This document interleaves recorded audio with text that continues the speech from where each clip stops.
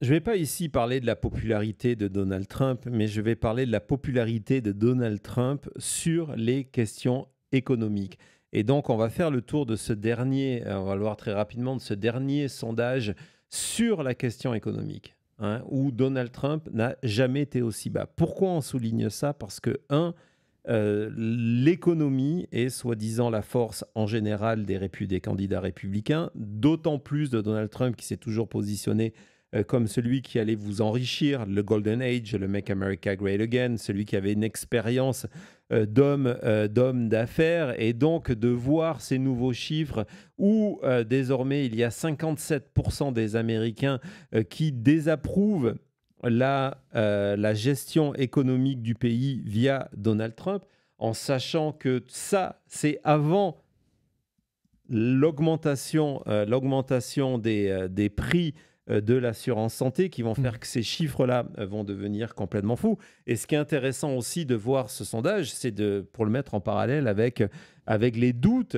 que l'on a sur les chiffres désormais publiés par l'administration Trump sur sa politique économique. Vous voyez que d'un côté, on peut vous dire tout va bien, mais les consommateurs, eux, ne sont pas crédules. Ils disent non, tout va mal. D'ailleurs, on est 57%. Et quand il y a 57%, ça veut dire que aussi, il y a une partie des électeurs de Donald Trump. On l'a vu avec les fermiers, on l'a vu avec les éleveurs, on l'a vu avec les militaires qui sont obligés désormais de passer par les banques alimentaires qui rejettent la politique de Donald Trump. Et ce qui est intéressant, c'est que ce chiffre-là, c'est le plus bas, non seulement de la première présidence Trump, mais actuellement. Donc vraiment, c'est de l'histoire de Donald Trump. On n'a jamais eu ce chiffre aussi bas, hein. Vous voyez que vous avez les chiffres depuis février 2017. Hein, vous pouvez voir l'évolution. Et il y a donc une augmentation de personnes qui sont insatisfaites, et puis une chute des gens qui ont confiance à Donald Trump. Pourquoi j'insiste sur ces deux aspects? Parce que des fois, vous vous rendez compte que ça reste stable au niveau des gens qui sont satisfaits. C'est au niveau des gens qui n'avaient pas d'opinion, qui se sont rangés. Là, on voit que non, ça s'effondre de partout. C'est une véritable chute. Et vous savez, dans cette émission, on aime beaucoup Maggie Reed. Non, il n'y en a pas une troisième fois, on n'en a que deux. Et on aime un autre qui est Henry Anton sur CNN, qui a fait un dossier sur ces chiffres-là en expliquant que ce sont des chiffres catastrophiques pour Donald Trump. Vas-y. But because of more expensive fuel and tariff-impacted goods. So let's take a little look at this with Harry Anton to run the numbers on how Americans feel about a little check-in on how Donald Trump is handling the economy so far. How's he doing? Yeah, my mama was a doctor, and I think she'd look at these numbers and say that Donald Trump's doing absolutely awful in the minds of the American people. What are we talking about? We're talking about new lows for Donald Trump. He's hit new lows for himself. Trump's economic net approval rating hits lows with these pollsters. CNBC, look at this. Down now, minus 13 points on the net approval rating on the economy. You come to this side of the screen, it's minus 19 points among Quinnipiac. And keep in mind, we're talking about hitting record lows for Donald Trump in either his first term, which of course ended back in 2021, or his second term, which is ongoing right now. The bottom line is Donald Trump is at the lowest point ever in either of his terms. But compare it to presidents historically. Yeah, let's take a look at this. Donald Trump is beating himself in the way you don't want to beat yourself, record lows, but let's compare it to other presidents. Well, let's take a look here. Okay, worst economic net approval ratings at this point among presidents since 1977. In the presidency, right, this is a new Donald Trump presidency. Look at this. He's the worst for any presidency at this point. How about the second term? Come to this side of the screen. Of course, Trump's in his second term. He's the worst for any president at their second term at this point. So Donald Trump isn't just beating himself with record lows. This is the lowest for any president ever at this point in either a presidency or for a second term. Donald Trump setting the types of records you simply put do not want to set. Voilà, Donald Trump, donc, qui bat des records que l'on ne veut pas battre. Il est désormais le président des États-Unis sur la question économique qui performe le moins. On a eu des situations économiques avec, par exemple, je pense à Jimmy Carter ici, la crise de la fin des années 70, il y a eu la crise économique des subprimes, etc., etc. Ça ne Non, compare pas. non, ça ne bat pas Donald Trump, qui aime toujours être les premiers et avoir donc des records. Et donc, voilà la situation aujourd'hui. Et encore une fois, je reviens sur cette formule de début de l'émission. La situation, vous le voyez, économiquement est terrible, mais le pire est à venir. Augmentation de Obamacare, les tarifs qui ont un impact négatif sur les prix et cette volonté désormais, cette décision des compagnies américaines de faire passer les tarifs.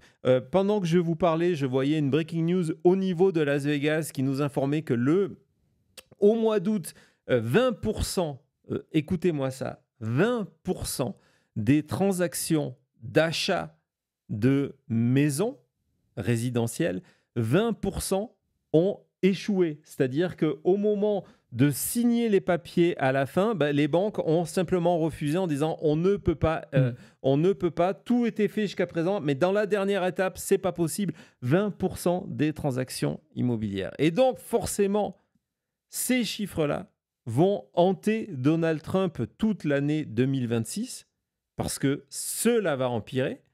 Ce qui veut dire que Donald Trump va multiplier, prenez des notes tout de suite, va multiplier les diversions. C'est la seule stratégie de Donald Trump.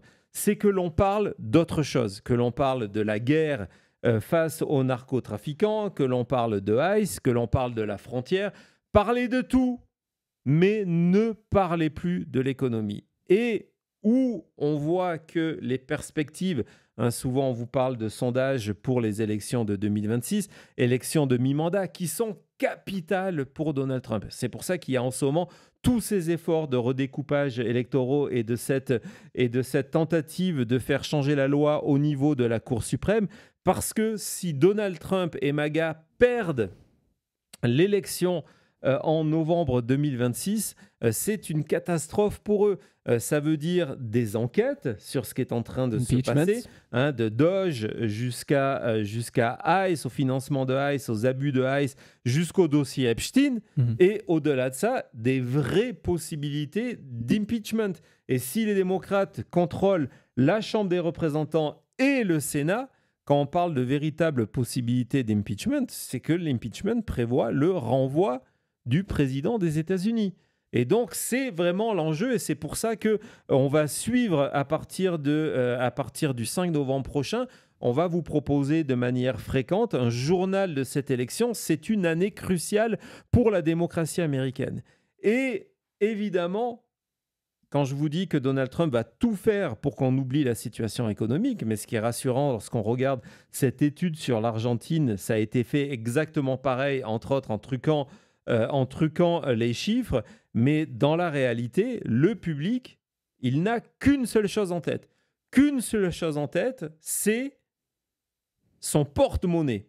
Et on va voir, il y a ce sondage qui a été réalisé par Ipsos et par Reuters qui vous dit, on utilise ce mot de honte, que les Américains sont hantés, qu'ils soient démocrates, républicains ou indépendants, vous allez le voir, ils sont hantés par, mon Dieu, mais comment on va s'en sortir ? Comment on va faire ? Comment on va faire ? Le coût de la vie aux États-Unis, quelles que soient les statistiques qu'on nous balance, est en train de devenir ingérable. Et donc, nos pensées par rapport aux élections, ça va être notre premier sujet de préoccupation. Le plus grand facteur, 40%. Wow.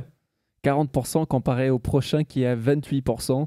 40%, donc vraiment de loin, la plus grande considération pour les gens qui vont aller voter, de se dire mais comment est-ce que je m'en sors ? Et en général, ce sondage est catastrophique pour Donald Trump et MAGA parce qu'on voit 40% des personnes interrogées estiment que le premier sujet pour eux, ça va être la question économique, the economy stupid, on est vraiment dans ça. Et 28%, Thomas, vous parlez de ce chiffre-là, c'est la protection de la démocratie. Et ce qu'est la démocratie, ce sont deux sujets qui sont négatifs pour Donald Trump. Ouais. C'est 68% des préoccupations des électeurs américains, ce sont 2 sujets négatifs pour Trump. Et vous voyez que les sujets positifs pour Trump sur lesquels il va vouloir faire sa campagne, c'est 14% pour l'immigration et 9% pour le crime. Additionné, ça ne compare même pas aux 28% de protéger la démocratie. Non, et les Américains aujourd'hui se demandent comment boucler la fin du mois. Et la situation va empirer. Et donc, ils ont décidé, on va aller dans ce sondage-là, de se dire, c'est le parti qui va défendre le mieux nos intérêts que l'on va supporter. Et dans cette question de comment on va faire pour boucler le mois, on voit que le premier sujet, c'est Obamacare. C'est Obamacare, c'est les coûts de santé. C'est les coûts de santé, c'est le premier sujet. Celui que Trump et les républicains à la Chambre des représentants ne veulent pas ni parler, ni traiter. On n'a même plus un concept of a plan. On n'a rien. 31% sur healthcare, 22%, je vous en parlais sur cet échec des ventes à Vegas, qui est le logement, et 22% la nourriture. 22% des Américains sont préoccupés par le prix de la nourriture. Et donc, les candidats qui s'empareront de ces sujets gagneront les élections. Vous voyez qu'aujourd'hui, 44% des électeurs indépendants, ce ne sont pas des démocrates pour le coup, 40% des électeurs indépendants qui sont décisifs au moment des élections, et d'autant plus c'est les élections de mi-mandat qui ont une dynamique complètement différente qu'une élection présidentielle où les gens vont voter pour une personnalité. Donc il y a des gens qui sont allés voter pour Donald Trump sans être vraiment républicains ou sans être vraiment indépendants parce qu'ils votaient pour une personnalité. Donald Trump n'est pas candidat. Ce sont des élus qui sont là. Et donc, si les démocrates font leur campagne, et c'est pour ça que je vous ai montré tout à l'heure ce tweet de Gavin Newsom, parce que je pense qu'on va voir de plus en plus les démocrates parler du coût de la vie sous Donald Trump, ça va être très compliqué pour les républicains en 2026. Et c'est aussi pour ça, quand je vous dis que tout est lié, c'est aussi pour ça qu'il y a tous ces efforts antidémocratiques de Donald Trump, parce qu'il sait que sur son seul programme, il ne peut pas gagner, son parti ne peut pas gagner les élections de novembre prochain. Donc voilà, sondage extrêmement intéressant. On va maintenant parler du Canada tout de suite après ça.